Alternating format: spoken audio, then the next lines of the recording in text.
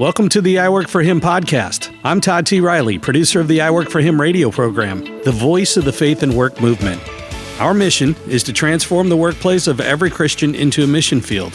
What does that look like in your workplace? Let's find out right now. This episode of I Work for Him was previously recorded for the Christian Leadership Alliance's Outcomes Conference podcast, where leaders come to invest the best of what they know into other leaders. Remember, if you have influence over just one person, you are a leader. Together, let's listen to this podcast and learn more about leading God's way. Enjoy. We have an incredible conversation coming up today with Al Lopus, co-founder and CEO with Best Christian Workplaces Institute. We'll be focusing on how Al and his team lead and strive to create a culture of belonging at Best Christian Workplaces Institute and within all of the organizations they work with. Al Lopus, welcome. Hey, it's great to be with you. Thanks. I'm pleased to be back and looking forward to seeing you in person at the Outcomes Conference. Yeah, just a few weeks away. Before we get started talking about your leadership role and perspectives of how God is using you to create a culture of belonging at Best Christian Workplace Institute and the ones that you have influence over, tell us how you keep your faith strong and your leadership Christ-centered. Yeah, a great question, Jim, because, I don't we all want to finish strong in our leadership? And as I think about finishing strong, as I've read about it, and as I've put things in practice, I have a definite discipline around this topic. And actually, it integrates the spiritual, emotional, and physical aspects of my life. And so if I'm strong in each of those areas, that really also underpins my spiritual strength and foundation. And, to do that, it's the traditional disciplines. I have a purpose, a spiritual purpose that I've written, and that's important to me. And I grow in my relationship with God and to regularly experience a union with Christ while bearing the fruit of the Spirit in service to others. And so in order to do that, I think about that, I focus on it. And so I have a daily devotional time. I hardly ever miss it. I've started to listen to a couple of spiritual devotional podcasts just for the audience. Pray As You Go is one, or Lectio 365. Of course, there's YouVersion and other studies. But then I also, the Bible is the core, prayer is the core on a daily basis. Even some meditation is part of that. Then on a quarterly basis, I actually have implemented now for the last several years quarterly spiritual days. I'll take a day off and I'll go to a place where I can focus on just a quiet day of scripture reading, of prayer, devotion, meditation, and I find that to be rich. And then back on a daily basis, on an annual basis, I'll also take a 3-day kind of a prayer and fasting retreat every January. That's how I start my year off. And so those are some of the spiritual aspects. Of course, there's a weekly Sabbath that I try to keep as well. And then from a physical standpoint, I believe that really impacts my spiritual life as well. And so I exercise pretty close to 5 days a week. And then for rest and vacation, sun and beach is just something that I find really restorative. And emotionally, the third part, that's really wrapped around relationships. And my wife and I make my wife a cup of tea every morning, Jim. And Martha, I don't know if that's something that Jim does for you, but I get her a Diet Pepsi in the morning. That's what she wants. That's what she likes. Well, that's time I spend with my wife every morning. And of course, then there's small groups that I have as well. But you got kind of a long answer to your question, but it's all integrated. And it's something that, again, I want to finish strong. And as I've talked with mentors and as I've experienced over this year will be my 50th year as a believer. That's how I've maintained it. There's great intentionality in the things that you just told us. And I think that it's good to hear other people's rhythms so that we can learn from each other and go, oh, there's a new idea, or there's something that I've been talking about doing, but actually doing it and implementing it. So thanks for sharing that with us. So I have a question that has to do with the Outcomes Conference theme, which is I belong. So how do you at the Best Christian Workplaces Institute what are the keys for creating that culture of belonging with your own team? Yeah, that's a great question. And I think the belonging theme is a great theme that we need to focus on as Christian organizations, because people need to feel like they're part of something even bigger. We call that life-giving work. Is the work that you're doing life-giving? Well, if you don't feel like you belong, then that doesn't really reinforce life-giving. So we practice that, and that's a big issue for us at the Best Christian Workplaces Institute, and that's actually something that we work with organizations to do. So we have a rhythm also, like I've described a spiritual rhythm. We have a rhythm with meetings, so that part of our meetings is a fellowship and camaraderie time. Every week we have a 90-minute leadership team meeting, and the beginning of that meeting, we're virtual. So our people are all over the country, and we're not in the same room. And so we have to work a little harder at that to make sure that that's part of our culture. So, part of our 90-minute leadership team meeting every week is that social fellowship interaction. We also have weekly all team prayer meetings. We sometimes will have an honor chair where we'll put somebody in the honor chair, and everybody in the meeting will communicate a positive aspect about that person's personality that really strikes them, and then pray into that. Or we'll have a hot seat where we'll focus on somebody's needs and pray for those needs on a weekly basis. So that's another kind of a belonging experience.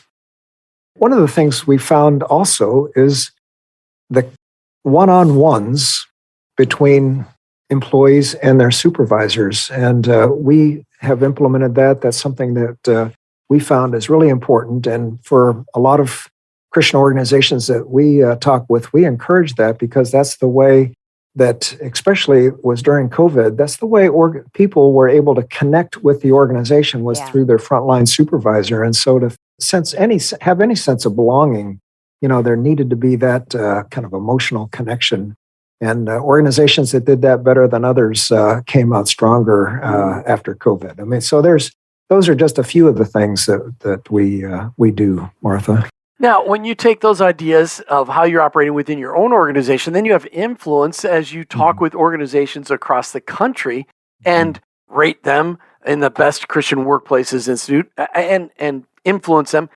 What kind of challenges do you see in implementing that kind of a strategy in other people's organizations in order to help them create a belonging culture? Well, it's you asked you've asked the question even. What's the challenge to doing this? And the challenge is time. Just the sense that, is this important, and is this important to our organization? Am I going to get a return on that investment of time? And I'll say over and over and over again, absolutely, because with a strong, engaged workforce that feels like they belong and connected. And it's in a place, even the definition of engagement is where people bring their discretionary effort to the organization to help the organization succeed. Well, that only happens through inspiration, and that's through personal relationships and this sense of belonging. So are they willing to put the time in to actually create those kinds of experiences? That's the issue that. And maybe it's because, I'm not willing to put the time in, a leader might say, and it's because they don't understand the value of it. Right. Sometimes we see that, but yeah, it's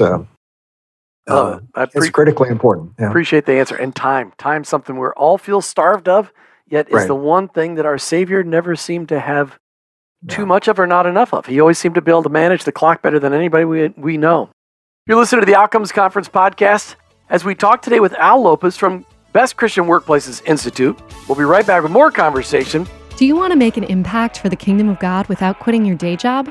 Then here's some great news. God is calling you into full-time ministry right where you are. The job that you hold, the work that you do, and the people you work with, none of that is by accident. Your workplace is your mission field. Change the way you think about faith and work by picking up a copy of our new book, I Work for Him by going to iworkforhim.com/bookstore. And remember, you aren't just working for yourself, you're working for the Lord. Hey, welcome back to the Outcomes Conference podcast as we talk today with Al Lopus. He's the founder and CEO of the Best Christian Workplaces Institute. Got a great book coming out. We're going to talk about that in just a minute.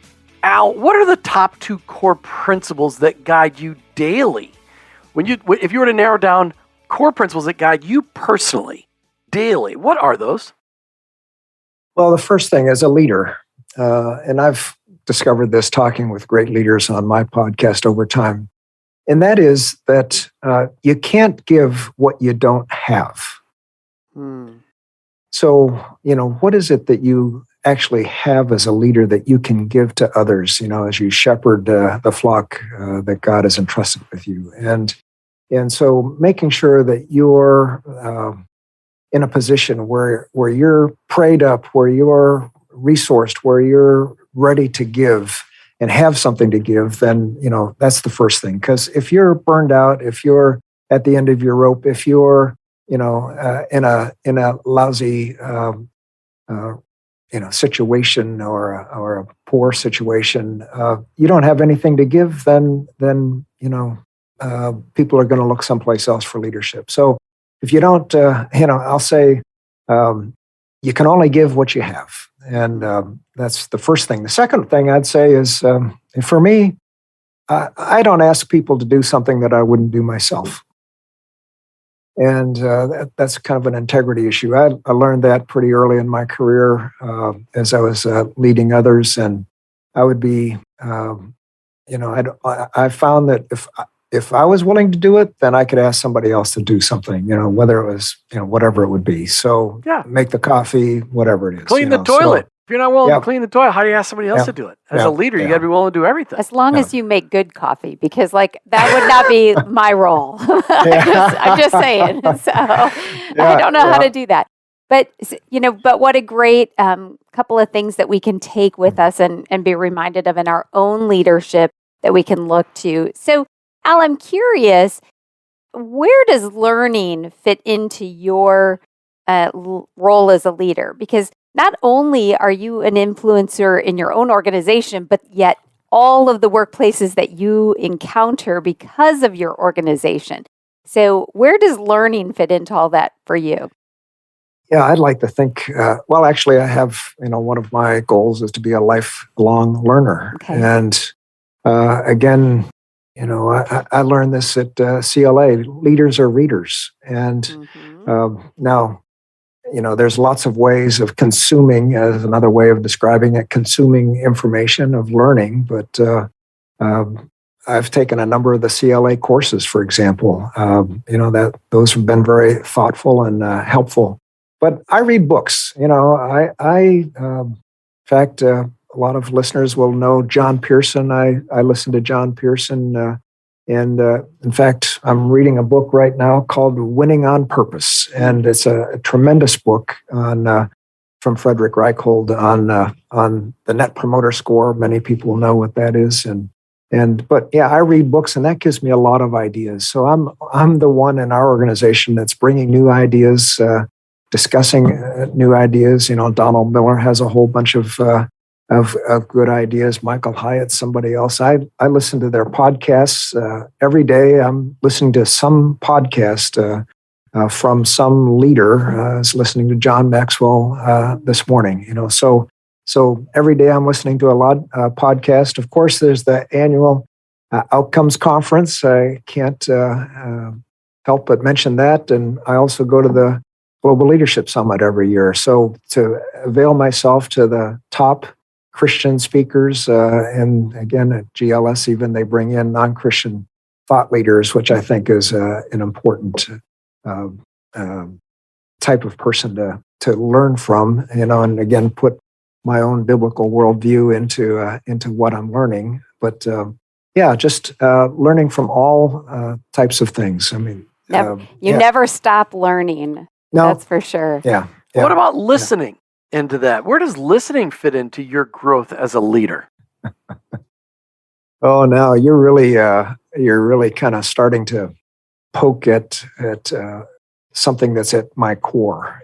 So listening, communication is one of the most important things that any leader can do effectively. And I remember talking at a debriefing of one of our ministry partners, and they said, "Oh, we have professional communicators that will, address this communication issue that we have." And I'm saying, this was a church, and I said, "What you mean by communicator is not what I mean by communicator. You mean a communicator is a preacher."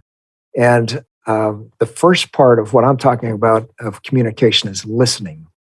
Because if we don't listen first, then we miss the whole issue. Listening is a part of two-way communication. So even we ask in our employee survey questions, does my supervisor seek my suggestions? I mean, that's listening. Or is the organization acting on my suggestions? That's where people really start to feel engagement. Well, they've listened, and they actually listen so well they're changing as a result of my input.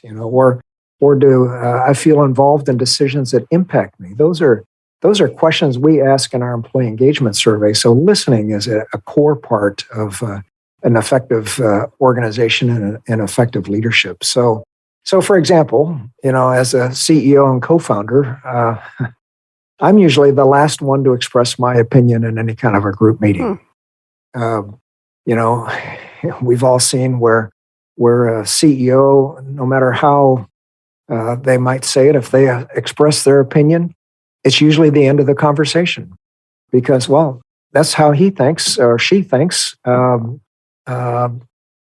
Their attitude, their response is more important than mine, so I'm done, we'll just go with that. And that's never effective, True. Yeah. Also, how do you listen? Well, you ask open-ended questions. That's another thing that I like to do. I've studied appreciative inquiry. What are some positive, open-ended, future-oriented questions that you can ask to get at a situation? And also, before we implement any kind of a new process, I want to make sure I've listened to the people who that process is going to impact. If it's going to be even salary decreases. Oh gosh, well, let's talk about what's the best way to do that. What's important to you? Just to talk about a sensitive topic. So getting people as the question we ask. I feel involved in decisions that impact me. Well, that's listening. So Jim, Sure. you really hit on a core thing for me. Wow, I love it. We're talking today with Al Lopus right here on the Outcomes Conference podcast. When we come back, we're going to talk about his brand new book that was voted the Christian Leadership Alliance Book of the Year, The Road to Flourishing. Not The Road, it has Road to Flourishing. 8 keys to boost employee engagement and well-being. We'll be right back with more from Al Lopus. You know the kind of person that always tells you about the latest trends or the special deals around town? Well, lean in, because here's a message from that kind of person. The Awaken Podcast Network is the place to be. Go to awakenpodcastnetwork.com and unlock God's purpose for your work with help from some friends. You will find a gathering place of podcasts that provide simple tools, faith stories, and conversations that will inspire and equip you to vibrantly live out your faith in your work today. Go ahead, check out awakenpodcastnetwork.com and then be that kind of person and tell a friend. Hey, welcome back to the Outcomes Conference podcast. Thanks again to faithsearchpartners.com for being your sponsor of the show today. We're talking today with Al Lopus. Check him out online, Best Christian Workplaces Institute.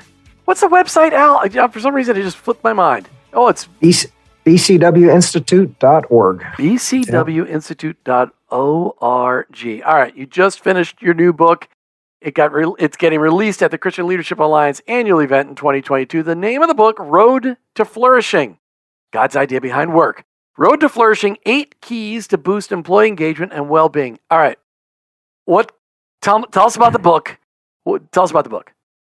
Well, Jim, let's start off. I believe that Christian-led workplaces should set the standard as the best, most effective places to work in the world. Amen.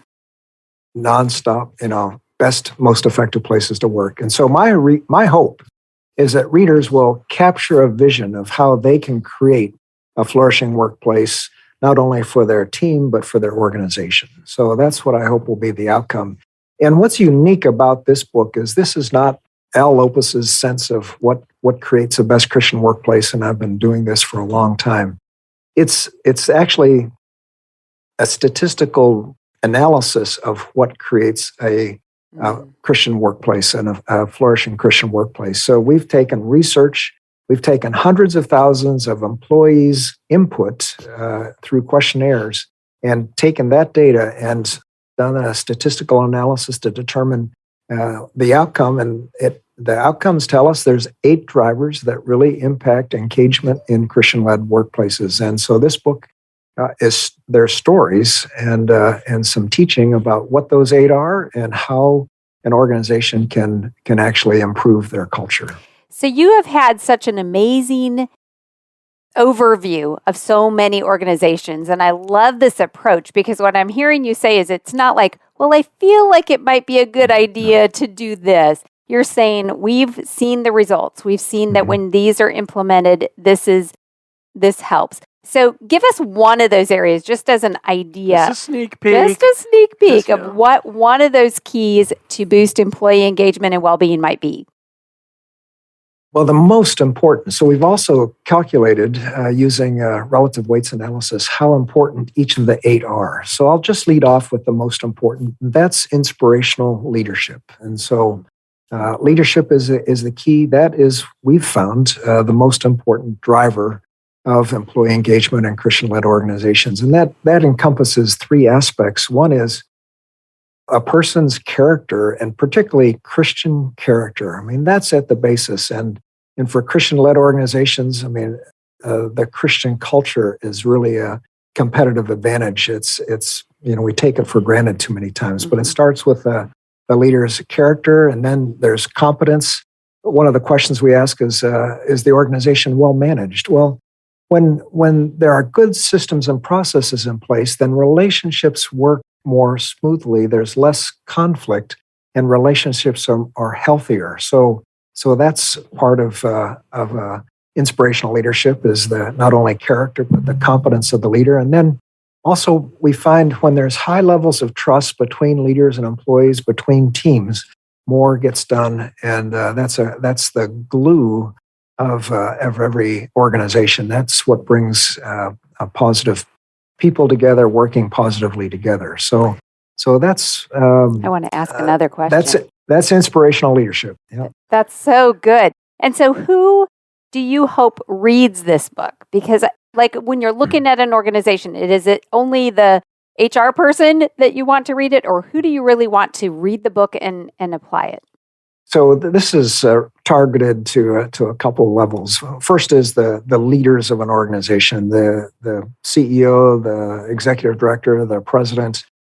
For them, and many of the people that we've interviewed and included in the book are those people in best Christian workplaces. So that's the start, and then there's the C-suite, and then there's everybody that actually manages people. This is an opportunity for training and development for current managers and supervisors and people that will see themselves becoming managers and supervisors, because it will inform to them what is important to create a healthy workplace, again, for their team, for their group, for the organization. Al, you stated something at the beginning of this segment that you believe that as Christ followers, the workplaces that we provide should be the best workplaces in the world. And we say something on our show all the time that I really believe is the statement of faith that all believers should have. As Jesus followers, everything about us is changing. Yeah. And because of that change, everyone around us should be benefiting from our faith, whether they believe in Jesus or not. And that's the essence of the Christian workplace. Everybody should be benefiting from the faith of the leaders who are following Jesus, whether they happen to follow Jesus or not. They should be benefiting from it. Do you agree with that statement or not? Well, yeah, absolutely. I mean, I believe this kind of gets at my holy discontent in a sense. I believe that if there's discontent. All right. Yes. Yeah. So, and my point is that if a Christian is working and serving Christ in a Christian workplace, their faith should grow. My discontent is when I hear about leaders or employees who, because of a toxic workplace environment, have actually seen their faith hurt, or, and I've heard of people who have left the faith because of the experiences they've had in a toxic workplace. I think that's wrong.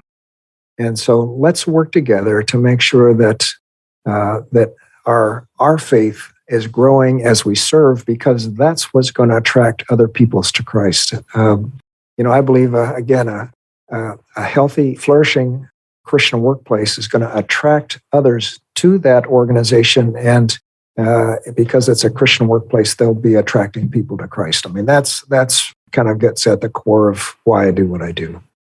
And that is a powerful leadership idea that we can all learn from. Al Lopus, thanks. Really appreciate it. Great to be with you. Thank you. And congratulations on your book being chosen as the Christian Leadership Alliance Book of the Year for 2022. Yeah, thanks, Martha. I'm really excited about that. And make sure you check out Al and his whole team at bcwinstitute.org. Did you know that God has a calling on your life? It's true. He's called you to bring Jesus to the world. For some, that may look like a pulpit or a foreign mission field, but for most of us, it looks like a construction site, a cubicle, a hospital, or a classroom. Wherever it is that you work, live, volunteer, and invest, that is your mission field. To learn more about integrating your faith into your work and retirement, check out our books, I Work for Him, She Works for Him, and I Retire for Him, by going to iworkforhim.com/bookstore. Thanks for listening to the I Work for Him podcast with your host, Jim and Martha Brangenberg. Please visit iworkforhim.com to learn more about connecting your faith and work, to join the I Work for Him Nation, or subscribe to our weekly blog. You can also follow us on social media at I Work for Him to stay up to date and meet our guests. If today's message spoke to you, please subscribe, rate, and review the show on your favorite podcast platform. Your review will launch more workplace missionaries across America. That's at I Work for Him and online at iworkforhim.com. I work, the number 4, him.com.